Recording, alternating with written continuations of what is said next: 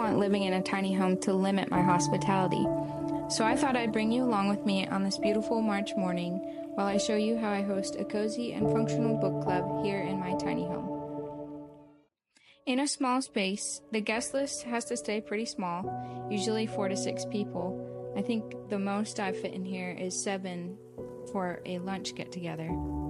Today, a couple of my friends are coming to enjoy some fun snacks and conversation over books.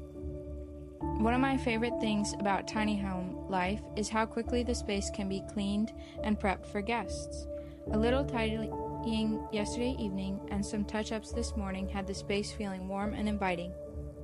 Prepping food for guests in a tiny home might seem a little daunting, but some simple, easy-to-make foods were perfect for this morning. I decided to make a quick chicken salad with some pre-made chicken and added some fresh veggies and fruits on the side. The kids really loved to help, so Natalie got to work slicing the strawberries for me while Jackson entertained the baby. And they both loved peeling oranges for me as well. I love how well this large counter space functions for meal prep, as well as a buffet-style table for laying out food for guests. It's a lot easier to keep clean and organized doing these kind of quick, easy snack meals instead of a lot of cooked prep. Another thing I love when hosting is having candles and flowers, especially fresh flowers.